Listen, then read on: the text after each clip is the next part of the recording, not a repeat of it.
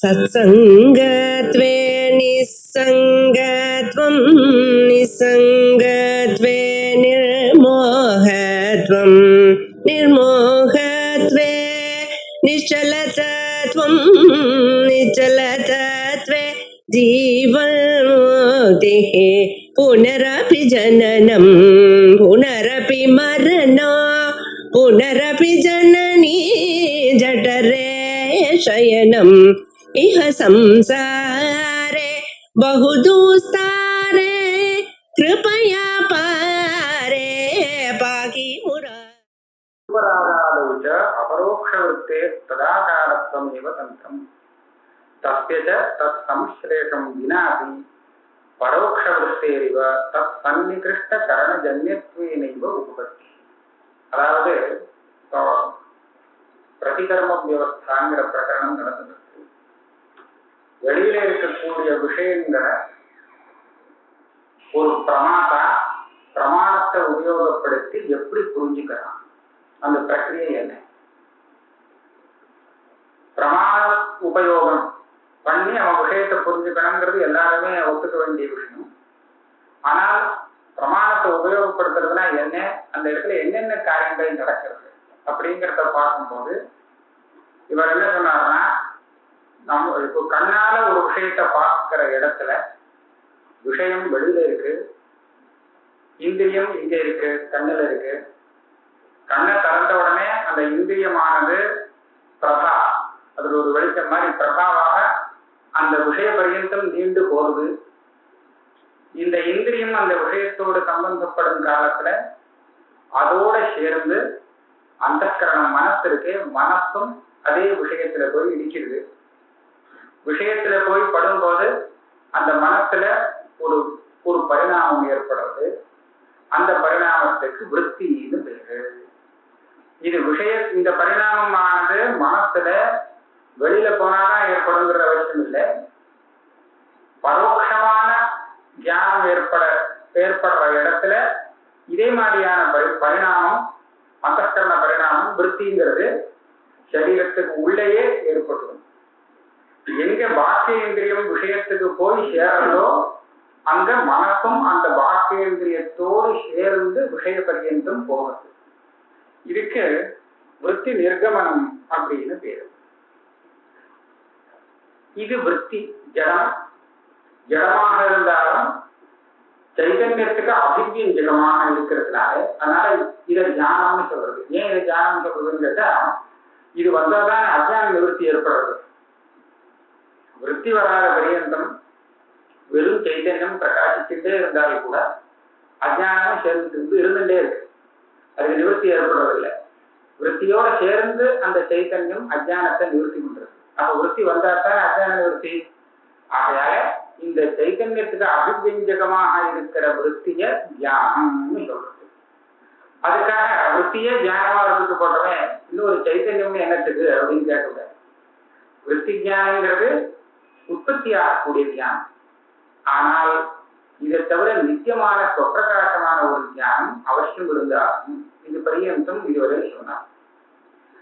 இதுக்கு மேல நியாயாந்திரக்காரர் என்ன பேசுறாரு, என்ன கேள்வி கேட்கிறாருன்னு கேட்டா, விருத்தியை தவிர்த்து சைத்தன்யம்னு ஒரு தியானம் நீங்க ஒத்துங்கோ, நான் ஒரு ஆட்சேபிக்கிறேன். அந்த சைத்தன்யம் தான் விஷயத்தை பிரகாசப்படுத்துறது, விருத்தி பிரகாசப்படுத்துறது. விருத்திங்கிறது ஆவரண நிவர்த்தி பண்றதுக்கு சைத்தன்யத்துக்கு ஒரு சகாயம் பண்ணக்கூடிய சககாரி காரணமாக இருக்கு. அவ்வளவுதான். அது நேரடியாக பிரகாசப்படுத்தக்கூடிய சாமர்த்தியம் ஜடமான விருத்திக்கு கிடையாது. இதெல்லாம் ஒத்துக்கிறேன். தேகத்திலேருந்து விஷய பரியந்தம் வெளியில கலந்து போறதுன்னு சொல்றது, இந்த விஷயத்தை நான் ஆட்சேபிக்கிறேன். மற்ற எல்லா இடத்துலையுமே எந்த மதத்துல கேட்டாலும் தியானம் வெளியில உண்டாகிறதுன்னு ஒத்தி சொல்ல மாட்டாங்க. தியானம் உள்ளதான் உண்டாக்குது, விஷயம்தான் வெளியில இருக்குன்னு சொல்லுவாங்க. ஆனா இந்த வேதாந்தி ஒருத்தம் தான் பிரத்யட்சமாக வெளியில இருக்கிற விஷயத்தை பார்க்கும்போது அங்க போய் நான் பாக்குறேங்கிற மாதிரி தியானம் அங்கேயே விஷய தேசத்திலேயே உண்டாக்குறதுன்னு சொல்லுவாங்க. இதை ஒத்துக்க முடியாது, இது தேவையில்லை. அஸ்து சைதன்யஸ்ய விஷய பிரகாசகத்துவம் ததாபி அந்தఃகரணஸ்ய தேகாத்து நிர்கதி, தேகத்திலேந்து நிர்கமனம் வெளியில கிளம்பி அது அங்க போகுதுன்னு சொல்றே, இது ந கல்பியா, இது கல்பனம் பண்ண வேண்டியது இல்லை. சரி, அப்ப பரோட்ச ஞானத்துக்கும் அபரோக்ஷ ஞானத்துக்கும் என்ன வித்தியாசம் சொல்லுவேன்? விஷய பரியந்தம் அந்தஸ்கரணம் போய் அந்த விஷயத்தை கிரகிச்சதுன்னு சொன்னா அது பிரத்யட்சம். அதுவரை போகாமலே இங்க இருந்துட்டே விஷயத்தை தெரிவிச்சதுன்னு சொன்னா பரோட்ச ஞானம். இப்படி பரோட்சம் பிரத்யக்ஷம் அப்படின்னு வித்தியாசம் காமிக்கணுமே.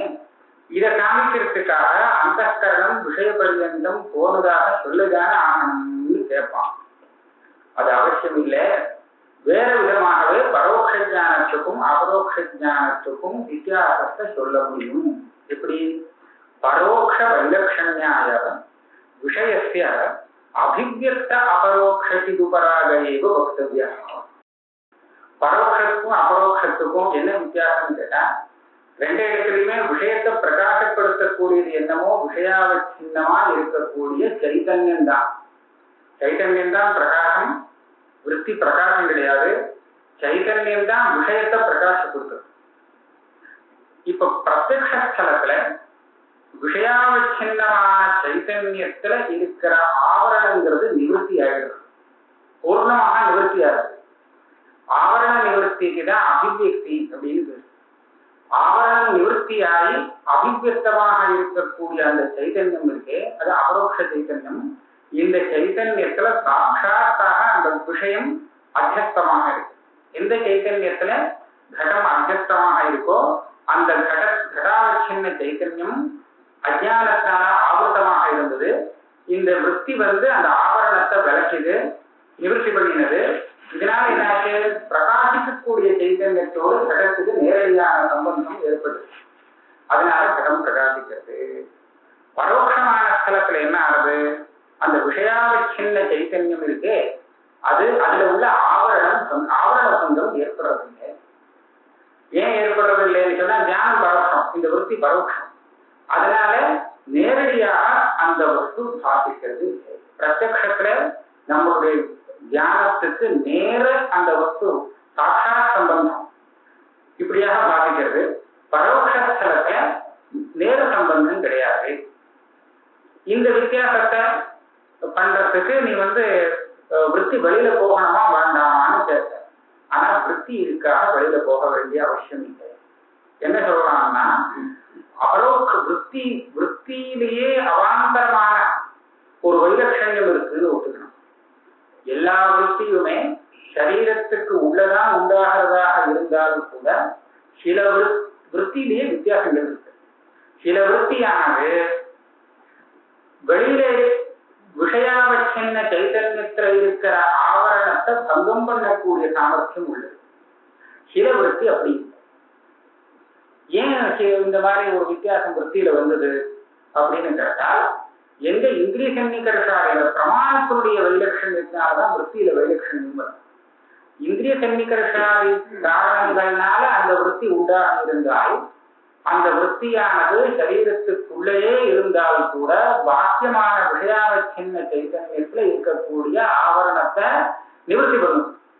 இதே வியாப்தி ஜானம் சப்த ஜானம் இதனால வந்திருந்தால் அந்த விருத்தி பாக்கியமான விஷயாவச்சின்ன சைத்தன்யத்துல இருக்கிற ஆவரணத்தை பங்கம் பண்ண முடியாது. இது சொன்னா போதும். இதனாலேயே பரோட்ச ஜானத்துக்கும் அபரோக்ஷ ஜானத்துக்கும் வைலட்சண்யத்தை நிர்வாகம் பண்ணிடலாம். இதுக்காக விருத்தியே வெளியில வந்திருக்கு, விருத்தி நிர்கமனங்கிறது சொல்ல வேண்டிய அவசியம் கிடையாது. இதனால பரோட்சத்துக்கும் அபரோக்ஷத்துக்கும் வித்தியாசம் தெரிஞ்சு போகுது.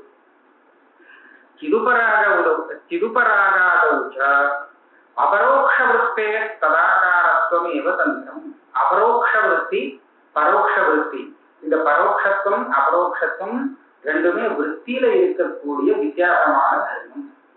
அதுக்கு அந்தந்த காரணத்தினால வந்திருக்கு. இதை வச்சுட்டு பரோட்சமான விருத்தி ததாகாரமாக இருந்தால் விஷயாகாரமாக வரும் இடத்தில் அந்த விஷயாவச்சின்ன சைதன்யத்துல ஆவரணம் போகாது. அபரோக்ஷ விருத்தி விஷயாகாரமாக வரும்போது பாக்கியமான அந்த விஷயாவச்சின்ன சைதன்யத்துல இருக்கிற ஆவரணம் பூர்ணமாக நிவர்த்தி ஆயிடும். வித்தியாசம் காமிக்கிறேன். தத்சம்ஸ்லேஷம் வினாபி பரோட்ச விருத்தேரிவ தத்சன்னிகிருஷ்ட கரணஜன்யத்துவேனிவ உபபத்தி. இப்போ அவன் கேட்பான், இந்த விருத்தி மனசுல உண்டாகிறது, இந்த விருத்தி ஏன் அந்த விஷயாகாரமாக உண்டாகணும்? மனசு சாதாரண வேதாந்தியுடைய பிரக்கிரியையில வெளியில இருக்கிற விஷயம் கடமாக இருந்தால் அந்த கடத்தோடு நமக்கு இந்திரிய சன்னிகர்ஷம் ஏற்படும் போது மனசன்னிகர்ஷம் ஏற்படுறது. அப்ப என்ன ஆகார விருத்தி ஏற்படும்னா கடாகார விருத்தி. ஏன் படாகார விருத்தி ஆகாது? இப்ப ஏன் கடாகார விருத்தி வந்ததுன்னு சொன்னா கடத்தோடு தான் சம்பந்தம் ஏற்பட்டிருக்கு, அதனால கடாகார விருத்தி அப்படின்னு சொல்லலாம் இல்லையா? இப்போ இந்த விருத்தி வெளியில வரவே இல்லை, உள்ளேயே உண்டாகிறதுன்னு சொன்னா இது எப்படி ஏன் படாகார விருத்தியாக உண்டாகல, கடாகார விருத்தியாக உண்டாகணும் அப்படின்னு கேட்டால் அதுக்கு என்ன பதில் சொல்லலாம்? விருத்தி தான் வெளியில வரலங்கிறத நான் சொல்றேனே தவிர மற்றபடி இந்திரிய சன்னிகர்ஷங்கள்லாம் வெளியில வந்துதான் இருக்குங்கிறத நான் ஒன்றும் நிராகரணம் பண்ணல. அப்ப என்ன ஆகும்? தன்னிகிருஷ்ட கரணஜன்யம். தத்துனா விஷயத்தை வாங்கிக்க வேண்டியது. எந்த ஒரு விஷயத்தோடு சன்னிகர்ஷம் உள்ள இந்திரியத்தினால விருத்தி உண்டாகிறதோ அந்த விருத்தி அந்த விஷய ஆகாரமாக இருக்கும். கடத்தோடு சத்துரிந்திரியத்துக்கு சன்னிகர்ஷம் வந்து, சன்னிகர்ஷம்னா சம்பந்தம், சன்னிகர்ஷம் வந்து அதனால ஒரு விருத்தி உண்டாகிறதா இருந்தால் அந்த விருத்தி கடாகாரமாக இருக்கும். படத்தோடு இந்திரிய சம்பந்தம் ஏற்பட்டு அதனால விருத்தி வரதா இருந்தால் அப்ப அது பட்டாகாரமாக இருக்கும். இதுதான் சம்பந்தம். விருத்தி இருக்கா வெளியில போய் கடத்துல பட்டத்துலதான் இடிக்கணுங்கிற அவசியம் இல்லை. அதனால சன்னிகிருஷ்ட கரண ஜன்யத்துவம், இதுதான் ததாகாரத்துவம். இப்ப பரோட்ச ஸ்தலத்துல என்ன பண்றது? பர்வதோ வன்னிமா அப்படின்னு விருத்தி வருது. வன்னியோட இந்திரியத்துக்கு சம்பந்தம் இல்லை. ஆனா இந்த ஞானம் வரத்துக்கு காரணமான ஞானம் என்ன? அந்த ஏற்கனவே பூம ஜானம் ஏற்பட்டிருக்கு, அதுக்கப்புறம் வியாப்தி ஞானம் ஏற்பட்டிருக்கு. பூமகா வன்னி வியாப்தியா, வன்னிக்கு வியாப்தியமாக இருக்கக்கூடிய தூமத்தை உடையது பர்வதம் அப்படின்னு முதல்ல தெரிஞ்சிருக்கு. அப்படியானால் வன்னியுடையது இந்த பர்வதம். பர்வதம் வன்னி உள்ளதாக இருக்கிறது அனுமானம் பண்ணிக்கணும். இந்த அனுமானம் பண்றதுக்கு முன்னாடி அந்த வியாப்தி ஜானம் இருக்கு இல்லையா, அதுதான் காரணம். அந்த வியாப்தி ஜானத்துல எது வியாபகமாக, வியாப்தின்னு சொன்னோம்னா ஒண்ணு வியாப்தியம் ஒண்ணு வியாபகம்னு சொல்லணும். பூமங்கிறது வியாப்தியம், இன்னொன்னு வன்னிங்கிறது வியாபகம். எத்திர எத்திர பூமகா தத்திர தத்திர வன்னின்னு சொல்றோம் இல்லையா, எத்திர எத்திரன்னு எதை சொல்றோமோ அது வியாப்தியம், சுலபமா கண்டுபிடிக்கிறது. தத்திர தத்திரங்க அப்புறம் எது சொல்றோமோ அது வியாபகம். இந்த மாதிரி ஒரு நியமம்.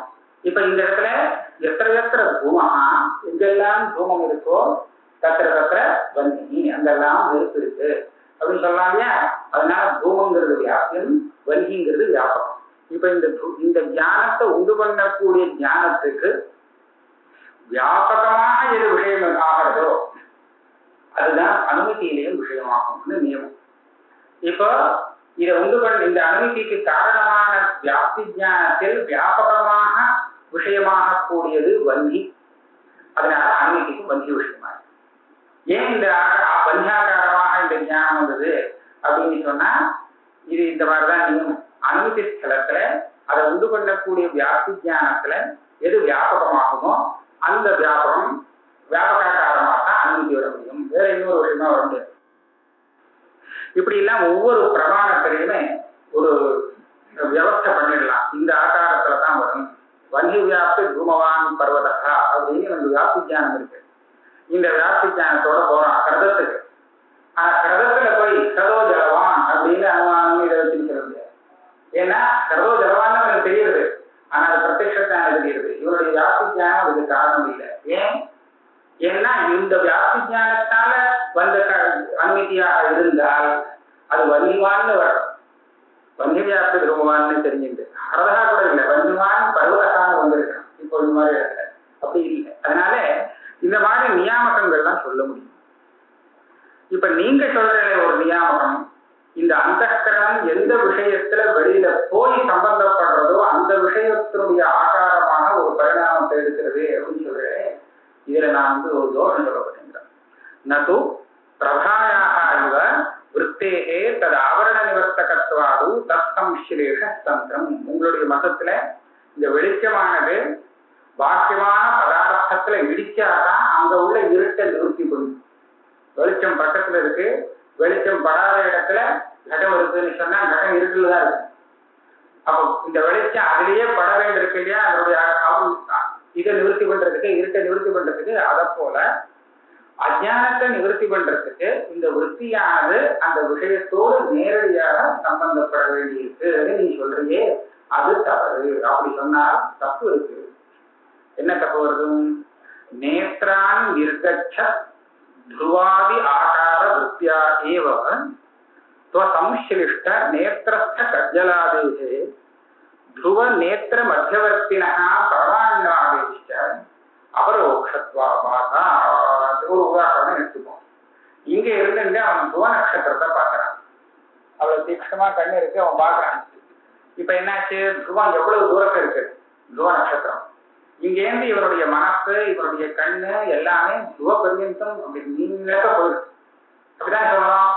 இவ்வளவு தூரம் போயிருக்குன்னு சொன்னா அதனுடைய அந்த வெளிச்சத்துல அந்த பிரபாகாரமா போற அந்த விருத்தியில நடுப்புற இவனுக்கும் அந்த துருவனுக்கும் மத்தியில இருக்கக்கூடிய எத்தனையோ பதார்த்தங்கள் இடிக்கும்.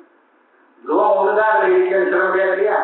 நடுப்புற நிறைய பரமாணுக்கள் தான் இடிக்கலாம். இன்னும் அவ்வளவு தூரம் போக வேண்டாம். கண்ணுல இருக்கிற அவன் மை இட்டு இருந்தான்னா அந்த மை கூட அந்த பிரபையில இடிச்சுதான் இடிக்கும். ஆனா இதெல்லாம் தெரியறது இல்லையே.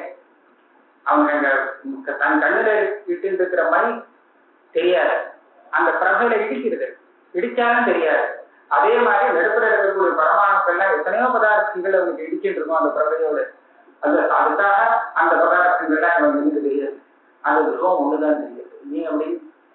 அதனால நான் என்ன சொல்றேன்னா, உங்களுக்கு இந்த விருத்தியில வெளியில கிளம்பவே வேண்டாம், விருத்தி உள்ளேயே வரட்டான். துருவாகார விருத்தி வர்றதுக்கு என்ன காரணமோ அந்த காரணம் தான் இருக்கு. நடுப்புற இந்த மையெல்லாம் தெரியறதுக்கு வேண்டிய காரணம் இல்லை. அதனால அந்த ஆகார விருத்தி வரலன்னு சொல்லுவோம். நடுப்புற பரமாணுலாம் இருக்கு, ஏன் பரமாணுலாம் தெரியலன்னு சொன்னா அது வர்றதுக்கு காரணம் இல்லை. அந்த விருத்தி வர்றதுக்கு வேண்டிய சாமந்து இப்ப இவங்கிட்ட வரல, அதனால வரல, அதனால அந்த விருத்தி வரல அப்படி பதில் சொல்லிட்டு போடலாம். இதுக்கு இப்படி சுலபமா சொல்லிட்டு போறதுக்கு பதிலாக நீங்க விருத்தி இங்கேருந்து அவ்வளவு தூரம் போகுது, அதை இடிச்சாதான் அதெல்லாம் தெரியும்னு சொன்னா எத்தனையோ பதார்த்தங்கள் அதுல இடிக்கும், சம்மந்தப்படும். அதையெல்லாம் தெரிய வேண்டிய அவசியம் வந்துருவேன். அதனால அது சரி.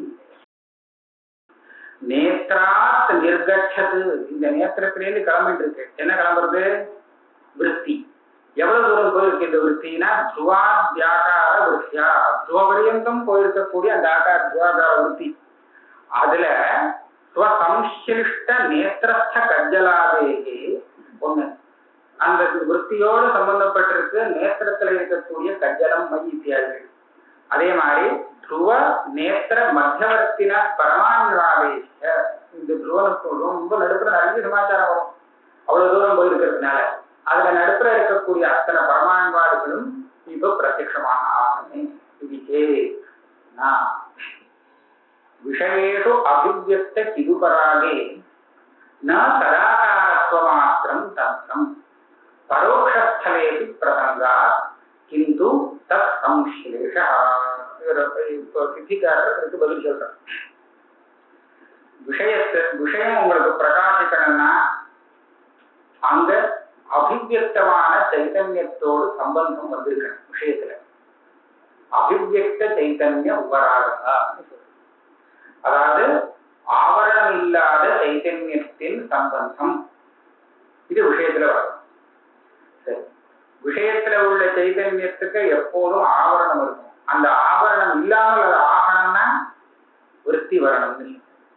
விருத்தி இங்க மாத்திரம் வந்தா போறோம், உள்ளுக்குள்ள வந்தா போறோம், வெளியில வர வேண்டாம் அப்படின்னு சொன்னால் எல்லா இடத்திலையுமே அந்த ஆவரண விருத்தி ஆகி பரோட்சத்துக்கும் அபரோக்ஷத்துக்கும் வித்தியாசமே இல்லாமல் விஷயம் பிரகாசிக்க ஆரம்பிக்கும்.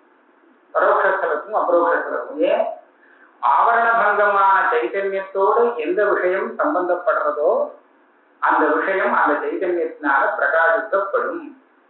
விருத்தி இங்க இருந்தபடியே அந்த ஆவரணத்தை நிறுத்தி கொள்ளுமே. ஆனால் பரோட்சஸ்தலத்திலும் அந்த வன்னி பர்வதத்தில் இருக்கக்கூடிய அக்னி இருக்கே, அதோட ஆவரண பங்கம் வந்த ஆவரணம் இல்லாத சைதன்ய சம்பந்தம் இருக்கு. இருந்தா அது பிரத்யட்சமாக தெரிய வேண்டி வரும். ஆக பரோட்சம் அபரோட்சங்கிறது வித்தியாசம் இல்லாது. அதனால என்ன சொல்லணும்னு சொன்னா, இந்த விருத்தி விஷயத்துல எங்க போய் சேர்றதோ அங்கத்தான் அபிவியக்த சைத்தன்ய உபராதங்கிறது வரும். விருத்தி அங்க விஷயத்துல சேரலைன்னு சொன்னா வெறும் பிரகாசம் ஏற்படுமே தவிர இருக்குன்னு தெரியுமே தவிர ஆவரணத்துக்கு பூர்ண நிவர்த்தி கிடையாது. இந்த விஷயத்தை நீ விட்டுக்கணும். பிரபாயாக விஷயசன்னிகிருஷ்ட தேஜஸ்வேன ஆவரணாதிபாவகத்துவ தரிசனம். இதுக்கு நம்ம ஒரு உதாரணத்தை பார்ப்போம். அதை வச்சுட்டு இங்க அதே மாதிரி நியமத்தை கல்பனை பண்ணலாம். பிரபாங்கிறது என்ன? தேஜஸ். இந்த தேஜஸ் என்ன பண்றது? இருட்ட போக்குறது. தேஜஸ் இருட்ட போக்குறதுன்னு சொன்னா எந்த இடம் இருட்ட போக்குறதுன்னு பார்க்கணும். பிரப ஒரு பக்கம் இருக்கு, அதோட இடிக்காம இன்னொரு பக்கம் கட்டம் இருக்கு. இப்ப இந்த பிரபையால கடத்தோடைய இருட்டை போக்க முடியுமோ? கடத்தை ஆவரணம் பண்ணக்கூடிய இருட்ட முடியாது. இந்த பிரபை கடத்தை மறைச்சு வச்சிருக்கக்கூடிய இருட்டை நிவர்த்தி பண்ணணுமானால் இதுவே கடத்தோட இடிச்சுட்டு இருந்தாக்க முடியுமே தவிர கடத்தோட சம்பந்தப்படாம தனியா ஓரமா இருந்துச்சுன்னா கடத்துல இருக்கிற இருட்டை அந்த பிரபையால அந்த வெளிச்சத்தினால நிவர்த்தி பண்ண முடியாது. வெளிச்சம் ஒரு பக்கம் இருக்கிறது, கடம் இன்னொரு பக்கம் இருக்கு சொன்னா கடம் இருக்குல்லதான் இருந்தா அப்படித்தானே. இதுல இருந்து நாம என்ன ஒரு நியமத்தை எடுத்துக்கிறோம்னு சொன்னா, ஒரு தேஜஸ் ஒரு பிரகாசம் விஷயத்துல இருக்கக்கூடிய அந்தகாரத்தை நிவர்த்தி பண்ணணுமானால் அந்த விஷயத்தோடு அது சயுக்தமாகணும். அப்பதான் அந்த விஷயத்துல இருக்கிற அந்தகாரத்தை தேஜஸ் நிவர்த்தி பண்ண முடியும். சயோகமாகாமல் தனியா இருந்துனா முடியாது. இந்த நியமம் கிடைக்கும். இந்த நியமத்தை நாம இந்த மனசுக்கும் வச்சுக்கோம். மனசையும் இவர் பாஞ்சபௌத்திகமா இருந்தாலும் தைஜசம்னு சொல்றாங்க. இதுக்கான இது விருத்தி ரூபமா போறது, பிரபாகாரமா போறதுன்னு சொல்றாங்க. அதனால தைஜசம் வச்சிருக்கோம். அப்ப இந்த மனசும் விஷயத்துல இருக்கக்கூடிய அந்த அஜ்ஞானங்கிற ஆவரணம் அந்தகாரத்தை நிவர்த்தி பண்ணணும்னால் அந்த விஷயத்தோடு சயுக்தமாக ஆனாத்தான் பண்ண முடியும். பிரபைக்கு என்ன நியமமோ தைஜசமான பிரபைக்கு அதே நியமம் தான் இந்த அந்தஸ்கரணத்துக்கும் சொல்லியாகும். அப்போ வெளி விஷயத்துல உள்ள இருட்டை நிவர்த்தி பண்றதுக்கு இந்த மனசுங்கிற அந்த தேஜஸ் இருக்கே, இது அந்த விஷயத்துல போய் சயுக்தமாக வேண்டிய அவசியம் இருக்கு. இந்த காரணத்தால கிடைக்கும். அதனாலதான் விருத்தி நிர்கமனங்கிறது நான் ஒத்துக்கிறேன். பிரபாயாக விஷயசன்னிகிருஷ்ட தேஜஸ்வேன ஆவரணாதிபாவகத்துவ தரிசனம். இது எப்படி காரணம் சொல்றதுன்னு சொன்னா, விஷயத்துல இருக்கக்கூடிய ஆவரண பங்கத்துக்கு விஷயத்துல சம்பந்தப்பட்ட தேஜஸ் காரணம். சரியா இருக்கா? விஷயத்துல இருக்கக்கூடிய அந்த இருட்டு இருக்கு ஆவரணம், அது நிவர்த்தி ஆகிறதுக்கு அந்த விஷயத்துல சம்பந்தப்பட்ட தேஜஸ் காரணம். இப்ப இந்த விஷயத்துல அஜ்ஞானங்கிற இருட்டு இருந்துட்டு இருக்கு. இந்த இருட்டு நிவர்த்தி ஆகணும்னு சொன்னா இந்த பிரகாசம் போறாரு. இந்த அந்தஸ்கரணம்ங்கிறது சைத்தன்ய பிரகாசத்தை தூக்கிட்டு இந்த அந்தஸ்கரணம் அது வரையில் போகணும். அந்த விஷயத்துல இடிச்சு அப்புறம் அந்த ஆவரணத்தை நிவர்த்தி பண்ணியா இது கிடையாது. தைஜசஸ்ய மனசோபி அஜ்ஞான ரூப ஆவரண அபிபவாய தற்சம்ஸ்லேஷம் ஆவசியக. அந்த விஷயத்தோடு சம்ஸ்லேஷம் அப்படின்னா அதோட சேர்றது ஒட்டிக்கிறதுங்கிறது அவசியமாக இருக்கு. இப்படியானால் துருவத்தை பார்க்கிற சமயத்துல இவருடைய அந்தஸ்கரணம் இங்கே நீடக்க துருவ பரியந்தம் போயிருக்கு. அப்ப நடுப்புற இருக்கிற சமாச்சாரங்கள் எல்லாம் ஏன் தெரியல, அதுக்கு சொல்றேன். துருவாதி தேக மத்தியவர்த்தி பரமான்வாது அபிப்பிரசங்கஸ்து ததாகாரத்துவ பிரயோஜக சாமகிரி விரகாதீவ பரிகரணியா. அந்த துருவனுக்கும் இவனுடைய தேகத்துக்கும் மத்தியில இருக்கக்கூடிய அநேக விஷயங்கள் இந்த இவனுடைய மனத்தோட அந்த இடிக்கிறதுங்கிறத யாருமே இல்லைன்னு சொல்ல முடியாது. சக்கரவிந்திரம் போற வழியில பல பதார்த்தத்தோடு இடிச்சுட்டே தான் மேல போகும். ஆனா அதுக்காக அங்க இருக்கிற பரமாணு தான் கண்டு தெரியணும்னு அவசியம் இல்லை. ஏன் தெரியுமா? அந்த பரமாணு தெரியணும்னு சொன்னா அதுக்கு ஒரு யோகியத்தை வேணும். என்ன யோகியத்தை? விஷயத்துல இருக்கக்கூடிய யோகியத்தை வேணும். விஷயம் விஷயத்துல மகத்துவம் இருக்கணும், ரூபம் உத்பூத ரூபம் இருக்கணும். இப்படி எல்லாம் இருந்தாருன்னா அந்த விஷயம் விஷயாகாரமாக தியானம் ஏற்பட முடியும். இதே இந்த நியமங்கள்ல நாங்களும் ஒத்துட்டு இருக்கோம். இந்த விஷயாகாரமாக விருத்தி ஆகணும்னு சொன்னா அந்த விஷயத்துக்கு விஷயாகாரமாக விருத்தி வரத்துக்கு என்னென்ன சாமகிரி காரணங்கள் வேணுமோ அத்தனை சாமகிரியும் வரும். நான் ஒரு சின்ன உதாரணம் சொல்றேன். கையால தொட்டு கடத்தை கொத்தம் பார்க்கலாம், தடவி பார்த்தா கடன்னு தெரியுது. இப்ப கண்ணை மூடி இருக்கான், கண்ணை திறக்கல. இந்த கடத்துல இருக்கக்கூடிய ரூபம் இவனுக்கு சுகேந்திரியத்தினால வரக்கூடிய விருத்தியில சாதிக்க முடியுமோ? முடியாது. அதோட இடிக்கிறது கடன் தான். எந்த கடத்தை இவன் கண்ணால பாக்குறானோ அந்த கடத்தை தான் இப்ப கையால தொட்டு இருக்கான். ஆனா கையால தொட்டு பார்க்கும்போது அதுல ரூபம் தெரியாது. ஏன் இடிக்கிறதே ஏன் தெரிய வேண்டியதானே கேட்கக்கூடாது. அந்த ரூபம் தெரியறதுக்கு எந்த ஒரு இந்திரியம் அங்க சம்பந்தப்படணுமோ வேலை செய்யணுமோ அது இல்லை இல்லையா? அந்த ரூபம் சுகேந்திரியத்தினால கிரகிக்கப்படுறதுக்கு யோக்கியமானதாக இல்லை. சுகேந்திரியத்தினால ஸ்பர்சம் தான் கிரகிக்கலாம், ரூபம் கிரகிக்க முடியாது. இதே மாதிரி கண்ணால பார்க்கும்போது அதோடைய ஸ்பர்சம் தெரியாது, ரூபம் தெரிஞ்சுக்கணும், ஸ்பர்சம் தெரியவே தெரியாது, தொட்டாதான் ஸ்பர்சம் தெரியும். அதனால ஒவ்வொரு விஷயத்தை கிரகிக்கிறதுக்கு ஒவ்வொரு சாமகிரி தனித்தனியான எல்லாருமே ஒத்துக்க வேண்டிய விஷயமா இருக்கு. அதனால இப்ப நடுத்தர வரக்கூடிய பரமானு தான் ஏன் தெரியலன்னு கேட்டா அது மாற்றம் இல்லை, அதனால தெரியல, அது பதார்த்தமாக விருத்தி வரலன்னு நான் சமாதானம் சொல்லுவேன். ஆனா நடுப்புற ஏதாவது பெரிய பதார்த்தம் ஏதாவது போச்சு இடிச்சதுன்னா அது தெரியவே தெரியும், அது தெரியாம போகணும்னு சொல்ல வேண்டிய அவசியம் இல்லை. ध्रुवादि देह मध्यवर्ती परमाणुवादौ अतिप्रसंगस्तु तदाकारस्व प्रयोजक सामग्री विरहादेव परिहरणीयः। अन्यथा इंद्रिय सन्निकर्षादेः विद्यमानत्वात् परमाणुवाद्याकारतायाः दुर्निवारत्व आपत्तेः। उन्मतत्तिलयम இதுக்கு பதில் இல்லை. ஏன்னா இந்திரிய சன்னிகர்ஷங்கள்லாம் இருக்கு. துரோபரியந்த இந்திரியம் போயிருக்குன்னு சொன்னா நடுப்புற இருக்கிற பரமாணுவோட ஏன் சம்மந்தப்படலாம் சொல்ல முடியாது. அப்ப ஏன் தெரியல பரமாணு வந்துட்டு இதே கேள்வி வரும். நீ சொல்ற பதிலும் நான் சொல்ற பதிலும் ஒண்ணுதான். தஸ்மா பிரபா விசேஷ அன்பய வத்திரேகாபியாம் யத் கிளுப்தம் சன்னிகிருஷ்ட தேஜஸ்வேன ஆவரண அபிபாவகத்வம் தஸ்ய ததாகாரஸ்வரூப விசேஷாபேக்ஷாயாமபி ந தியாகः. ஆக முதல்ல ஒரு சாமானிய காரியகாரண பாவம் இருக்கு, அதுக்கப்புறம் அந்தஸ்கரணத்துல விசேஷமான ஒரு காரியகாரண பாவம் கல்பனை பண்ண வேண்டியிருக்கு. விசேஷ காரியகாரண பாவம் வேணுங்கிறது சொன்னோங்கிறதுக்காக சாமானிய காரியகாரண பாவத்தை விட்டு கொடுக்க வேண்டிய அவசியம் இல்லை. இது இங்க சொல்லப்படுறாங்க. என்ன சொல்றாருன்னா, ஒரு தேஜஸ் இருட்டை நிவர்த்தி பண்ணணும்னு சொன்னா அது எந்த அந்த விஷயத்தோடு சேரணும். இது காரியகாரண பாவமாச்சா? அந்தஸ்கரணம்ங்கிற இந்த தேஜஸ் விஷயத்துல உள்ள இருட்டை நிவர்த்தி பண்ணணும்னா சேர்ந்தால் மாத்திரம் போராது, சேரணும். அதே சமயத்துல தர ஆகாரமாகவும் ஆகும். எதுக்காக இது? இப்ப நான் சொன்னேன் பாருங்க, அந்த கண்ணால பார்க்கும்போது ஸ்பர்ஷம் தெரியல, ஸ்பர்ஷ சுகேந்திரியத்தால தொட்டு பார்க்கும்போது ரூபம் தெரியல. ஆனா சேர்றது அந்தஸ்கரணம் அங்க போய் சேர்ந்துருக்கு, விஷயத்துல நன்னா சேர்ந்துருக்கு. சேர்ந்தாலும் ஏன் அந்த ரூபம் இது தெரியல, அந்த ரூபம் தெரியல, ஸ்பர்ஷம் தெரியலன்னு சொன்னா ததாகாரமாக விருத்தி வரல. அப்ப சேர்ந்தா மாத்திரம் போராது, ததாகாரமாகவும் ஆகணும். இந்த ரெண்டு அந்தஸ்கரண விஷயத்துல அந்தஸ்கரணம் விருத்தியானது ததாகாரமாக இருந்தால்தான் அந்த இடத்துல ஆவரணத்தை நிவர்த்தி பண்ண முடியும். இது ஒரு விசேஷ காரணமாகும்.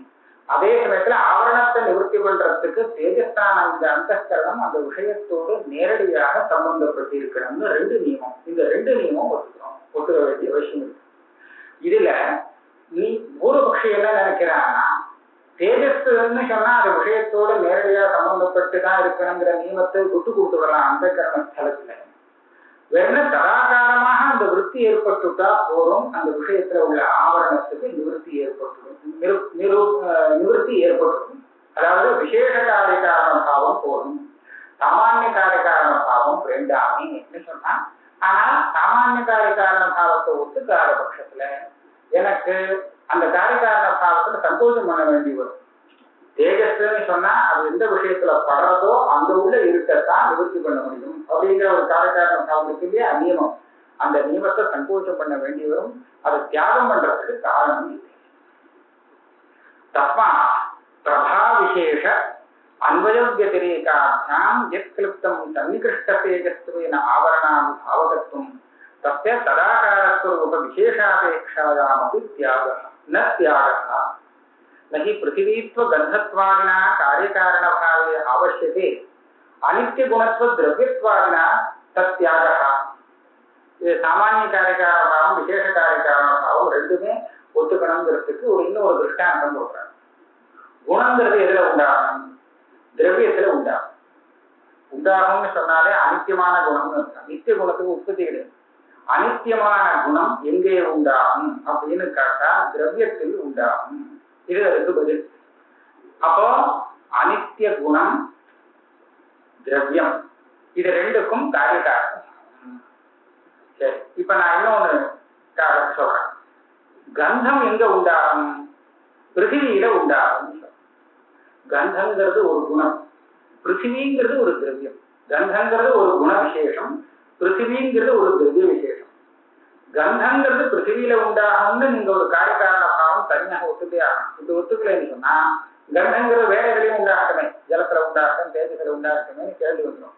அந்த கேள்விக்கு பதில் சொல்லணும்னா பிருத்திவியில தான் அந்த கந்தம் உண்டாகும். அதாவது கந்தம் பிரதி பிருத்திவி காரணம், சவாய் காரணம் அப்படின்னு சொல்லிக்கிறேன். அப்படியானால் பொதுவாக அனித்தியமான குணத்துக்கு திரவியம் காரணங்கிறது ஒத்துக்கிறோமா வேண்டாமா? அது ஒத்துதான் ஆகணும். அதை விட்டுட்டு இதை சொல்ல முடியாது. ஒரு சாமானியமா தர்க்கத்துல இந்த மாதிரி ஒண்ணு சொல்லுவாங்க, விசேஷ காரிய காரண பாவம் ஒண்ணு ஒத்துண்டுதான் ஆகணும்னு சொன்னா சாமானிய காரிய காரண பாவம் எதுக்காக ஒரு கேள்வி. இப்படி நீங்க பார்க்க போனீங்கன்னா கடம் உண்டாக்குறதுக்கு என்ன வேணும் அப்படின்னு கேட்டா தண்டம் சக்கரம் அப்படின்லாம் சொல்லலாம் இல்லையா? தண்டம் சக்கரம் இது இந்த மாதிரி சாதாரணமாக கூட சொல்ல வேண்டாம். இந்த கடத்தை உண்டு பண்றதுக்கு எது வேணும்னா இந்த தண்டம்னு சொல்ல வேண்டியிருக்கும். இந்த தண்டம் இந்த கடத்தை உண்டு பண்ணும், அந்த தண்டம் அந்த கடத்தை உண்டு பண்ணும். தனித்தனியாக அந்தந்த காரியத்துக்கு தனித்தனியா நீங்க காரணத்தை சொல்லிட்டேன்னா இப்ப என்ன ஆகும்னு சொன்னா இன்னொரு புதுசான ஒரு கடத்தை உண்டு பண்றதுக்கு எது காரணம்னு கண்டுபிடிக்க முடியாது. பொதுவான சாமானிய காரிய காரண பாவம் இருந்தால் அப்ப என்ன ஆகும்னா நமக்கு பவிஷ்யத் கடத்தை உண்டு பண்றதுக்கு பிரவருத்தி வரத்துக்கு சௌகரியம் இருக்கு. பவிஷ்யத் கடம்னா இதுக்கு மேல உண்டாக போற கடம், எப்படி அந்த கடத்தை உண்டு பண்ணலாம் அப்படின்னு சொன்னா நாம தெரிஞ்சுட்டு இருக்கோம். கடத்தை உண்டு பண்ணணும்னு சொன்னா பொதுவா இந்த காரணங்கள் இதெல்லாம் சாமான் தேவை அப்படின்னு தெரிஞ்சுட்டு அதே மாதிரி அந்த சாமான்களை வச்சுட்டு அடுத்த கடத்தை புதுசா கடத்தை உண்டு பண்ண முடியும். அந்தந்த கடத்துக்கு அந்தந்த சாமான் தான் காரணம்ங்கிறது இந்த விசேஷ காரியகாரண பாவத்தை மாத்திரம் வச்சுட்டு சாமானிய காரியகாரண பாவத்தை விட்டு கொடுத்துட்டா அப்ப என்ன ஆகும்னா நம்மளுடைய பிரவருத்தியே இல்லாத போயிடும். பாவி விஷயத்துல பிரவருத்தி வராது. ஏன்னா அது வந்ததுக்கு அப்புறம் தான் அதுக்கு காரணமா இல்லையான்னு தெரியும். பிரவருத்தி பண்ணாதான் வரும்னு ஆயிடுவேன். அந்யோன்யா அப்படிங்கிற தோஷம். அதனால சாமானிய காரியகாரண பாவம் அவசியம் சொல்ல வேண்டியிருக்கும். அதே போல பிருத்திவி கந்தங்கிற குணத்துக்கு காரணம். பொதுவாக திரவியம் குணம் அனித்திய குணம் அதுக்கு காரணம். இந்த மாதிரி சாமானிய காரிய காரண பாவம் வச்சுக்க வேண்டியதான், விசேஷ காரிய காரண பாவமும் வச்சுக்க வேண்டியதுதான். நகி பிருத்திவித்வ கந்தத்வாதினா காரிய காரண பாவே ஆவசியக்கே அனித்திய குணத்துவ திரவியத்வாதினா தத்யாக அந்த காரிய காரண பாவத்தை தியாகம் செய்ய முடியாது. அதே மாதிரி இங்கேயும் சொல்லலாம். அதனால இப்ப என்ன ஆச்சுன்னா கடைசியில அந்தக்கரணம் ததாகாரமாகவும் ஆக வேண்டி இருக்கு இந்த ஆவரணத்தை நிவர்த்தி பண்றதுக்கு. அதே சமயத்துல அங்க போய் இடிக்கவும் வேண்டிய அவசியம் இருக்கு. அப்பதான் இது பண்ண முடியும். ரெண்டையும் சொல்லணும்னு வச்சுட்டான். அதையேவ தவிதர ஹேது சாக்கல்யே சதி घटचक्षु सन्निकर्षस्यैव घटानुभव जनकत्वं न तु घट मनस्सन्निकर्षस्य तद्विलम्बेन तद्विलम्बाभावात् इति निरस्तम्. இப்ப சொன்ன இந்த பிரக்கிரியாலே அவனுடைய இன்னொரு கேள்விக்கும் பதில் வந்தது. என்ன சொல்றான்னா இந்த சக்ஷுரேந்திரியன் கடத்துல போய் சம்பந்தப்படுறது இது எல்லாருமே ஒத்துக்கிறான். சக்ஷு சன்னிகர்ஷம் கட சக்ஷு சன்னிகர்ஷம்னு இதை சொல்றது. இதுவே உங்களுக்கு தியானம் வர கடானுபவத்தை உண்டு பண்றதுக்கு போதுமானது. அப்படி இருக்கும்போது கடமன சன்னிகர்ஷம் மனசும் அந்த கடத்துல போய் இடிக்கிறதுன்னு சொல்ல வேண்டிய அவசியம் என்ன? இதுவும் அதுக்கு காரணம்னு சொன்னாக்கா சொல்லணும்னு சொன்னா நீங்க என்ன பண்ணலாம்னு கேட்டா இத பாரு கடச்சக்ஷு சன்னிகர்ஷம் எல்லாம் இருக்கு. ஆனா கடமன சன்னிகர்ஷம் வராததுனால இந்த இடத்துல கடஞானமே வரல அப்படின்னு சொல்லணும் இல்லையா? இப்படி இருந்தால் அப்படி கடமனத்தன்மைக்கிறதும் காரணம்னு ஒத்துக்கலாம். இதுக்கு அன்வய வித்திரேகம்னு சொல்றோம். இது ஒண்ணு வராத காரணத்தால பாக்கி எல்லாம் இருந்தும் கட ஞானம் ஏற்படலை அப்படின்னு இருந்தா இதுவும் காரணம்னு ஒத்துக்கலாம். ஆனா அப்படி ஒண்ணும் இல்லை. கடத்துக்கும் சக்கரத்துக்கும் சம்பந்தம் இருந்து கொடுத்தனா நமக்கு நிச்சயமாக கடத்தியானம் வந்துவிடும். மனசை இடிக்கல அதனால வரல அப்படின்னு சொல்ல முடியாது. ஆனா ஒண்ணு இருக்கு, இப்படி போயிட்டே இருக்கும்போது கோயில் எத்தனையோ பேர் வர நாம பார்க்காமலே போயிடுறோம். கண்ணு பார்க்கறது கண்ணோட சம்பந்தம் வரலன்னு சொல்ல முடியாது. ஏன்னா எழுத்தாப்புல வரும்போது கண்ணை பார்க்காம இடிக்காம எப்படி போகும். ஆனா மனசுக்கு மன சம்பந்தப்படலன்னு சொல்லி அந்நியத்திரமனாக அபூதம் நாதரிசம்னு சொல்றேன். நான் அப்பேற்பட்ட தளத்துல தார்கிகால் என்ன சொல்லுவாங்கன்னா, அந்த இடத்துல சக்குஸ்தோட மனசுல சன்னிகர்ஷம் வரல,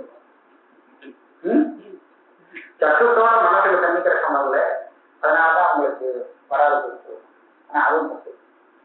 அது கொஞ்சம் தான் சரி பண்ணிக்க முடியும். சில இடத்துல என்ன தப்பு வரும்னு கேட்டா, எதிர்த்தா போல இருக்கிற வஸ்துல ஒன்ன பாக்குறான் இன்னொன்னு பார்க்காம விட்டுறான். இப்படியும் உண்டு இல்லையா?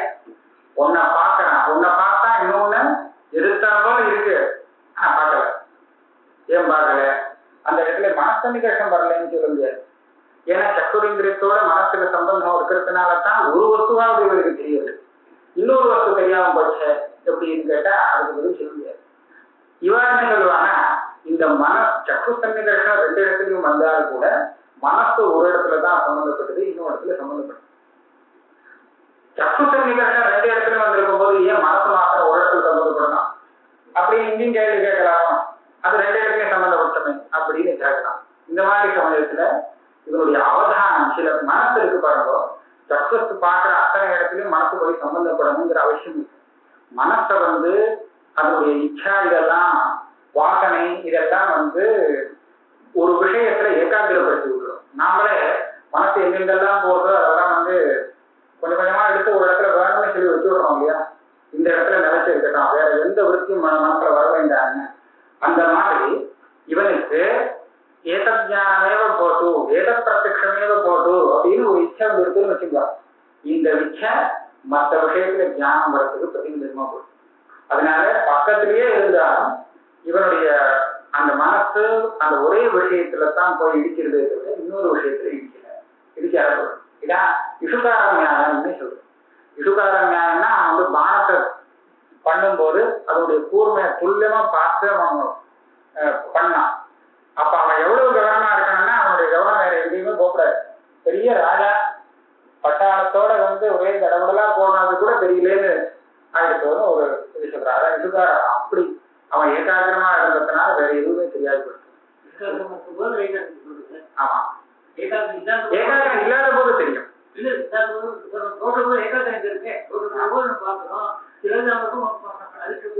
ஏகாகிரங்கிறது நாம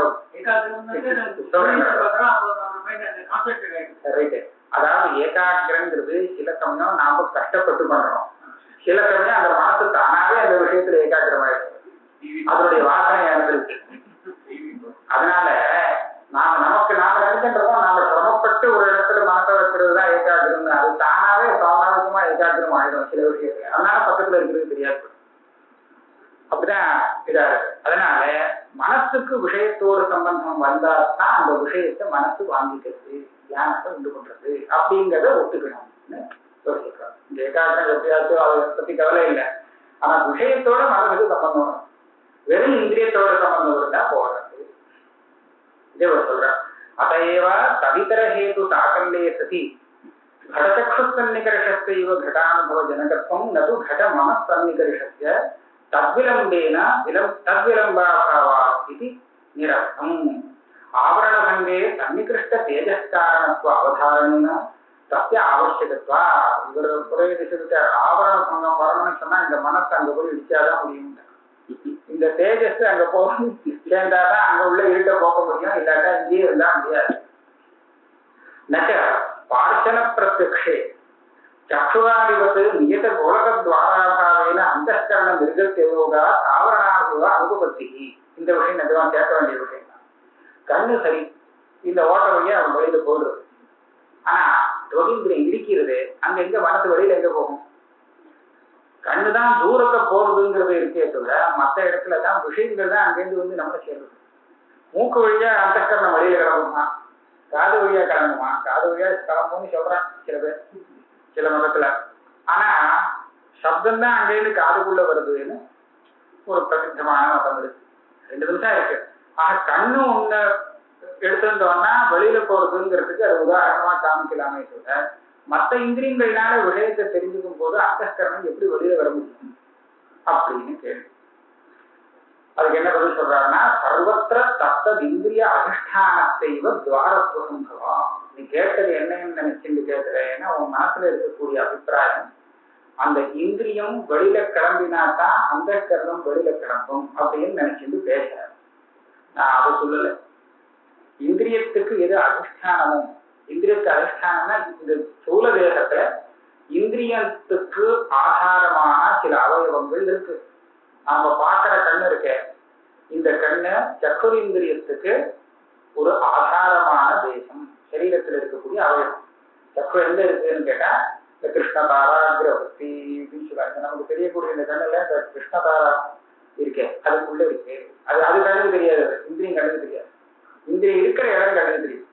ஆக இந்த மாதிரி சரீரத்துல நியதமான ஒவ்வொரு அவயவத்துல ஒவ்வொரு இந்திரியங்கள் இருக்கு, அதுக்குன்னு இடம் இருக்கு. இது அதிஷ்டானம்னு சொல்லுவா, கோலகம்னு சொல்லுவா.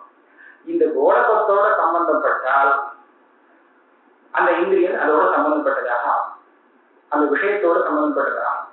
அப்போ இந்திரியம் விஷயத்தோடு சம்பந்தப்படும் போது மனசும் விஷயத்தோடு சம்பந்தப்பட்டதாக ஆகும். அது ஏதோ தெரிஞ்சா வெளியில கிளம்பி வெளியில வருதுங்கிற அபிப்பிராயம் வேண்டாம். வெளியில கிளம்புறது பகிர்ந்திருக்கவன் என்ன அர்த்தம்னா, பாக்கிய விஷயம் பாக்கிய விஷயத்தோடு சம்பந்தப்படும் போது அந்த கரணமும் அதோடு அந்த விஷயத்தோடு சம்பந்தப்படாது. இவ்வளவுதான். ஆக சக்குஸ்தலத்துல எப்படி நிர்கமனம் உண்டோ இதே மாதிரி மற்ற இந்திரியங்கள்னால வெளி விஷயத்தை நாம தெரிஞ்சுக்கும் போது கூட அந்த கரணத்துக்கு பகிர் நிர்கமனம் உண்டு. அப்பதான் அங்க உள்ள ஆவரண பங்கம் ஏற்பட முடியும். சர்வத்திர தத்தது இந்திரிய அதிஷ்டானத்தைவ துவாரத்துவ சம்பவா. நடுத்த இந்திரிய அதிஷ்டானம் அந்த கோலகம் இருக்கு, அதை துவாரமாக வச்சு நாம அந்த கரணத்துக்கு பகிர் நிர்கமனங்கிறது சொல்றோம். நச்ச அந்தఃகரண விற்த்தித்வ அவிசேஷா இச்சா துவேஷாதி ரூப விற்த்தையோபி தேகான் நிர்கத்திய விஷய சம்பிருஷ்டா பவந்தி கதம் ஸ்வீக்கிரியதே. இது ஒரு அசத்தமான கேள்வி. அந்தःகரண விற்த்தி வெளியில வரும்னு சொன்னா ஞானம் வெளியில வரா மாதிரி அவனுடைய இச்சையும் வெளியில வரட்டுமே, துவேஷம் வெளியில வரட்டும். இச்சா துவேஷாதி விற்த்திகள் எல்லாம் வெளியில வரட்டுமே. சில சமயம் துவேஷங்கள் இச்சா துவேஷங்கள்லாம் வெளியில வரா மாதிரி தெரியுது, ஆனா விற்பி வெளியில வருது இல்லை, அது உள்ளேதான் இருக்கு. இச்சா துவேஷங்கள் தான் வெளியில வர விற்பி இல்லை, உள்ளேயே இருக்கும். அதை கண்டுபிடிக்கிறத நம்ம வெளியில வந்துடான்னு சொல்றோம். ஆனா தியானம் தான் வெளியில வரும். இவன் கேட்கிறான் தியானம் வெளியில வரலான்னா ஏன் இச்சா துவேஷங்கள் எல்லாம் வெளியில வரட்டாரு? அதுவும் அந்த விற்பி தான். அதுக்கு என்ன சொல்ற, ஆவரணாபிபாவக தேஜஸ்வத்திய தத் பிரமாபகத்திய ஞானவத் தத்ர அபாவா. வெளியில எதுக்காக வருதுங்கிறது பிரயோஜனம் இருக்கான். இது வெளியில வரணும்னு சொன்னா எதுக்காக வருது வரணும், அதை சொல்லியா அங்க உள்ள இருட்டை போக்குறதுக்காக, அந்த ஆவரணத்தை நிவர்த்தி பண்றதுக்காக. அதனால ஞான ரூபமான அந்தःகரண விருத்தி வெளியில வருது நியாயம். இச்சை வெளியில வந்து என்ன பண்ண போகுது? இச்சையோ அல்லது துவேஷமோ இந்த விற்பி அந்த விஷயம் பரியந்தம் வெளியில வர்றதுக்கு ஒன்றும் காரணமே இல்லை, பிரயோஜனமே இல்லை. ஏன்னா ஆவரணாபாவகத்துவம் இல்லையே. அந்த ஆவரணத்தை பங்கம் பண்ணணுங்கிறதுக்காக இருந்தால் இந்த தேஜஸ் அந்த விஷய பரியந்தம் வர வேண்டிய அவசியம் இருக்கு.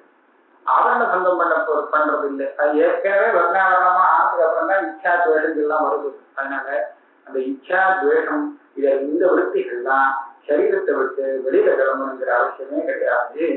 ஆவரணாபிபாவக தேஜஸ்வத்திய தத் பிரமாபகத்திய ஞானவத்து தத்ராபாவா. அதனால விற்த்தியிலேயே நிறைய வித்தியாசங்கள் இருக்கு. காமமா சங்கல்பா இச்சா.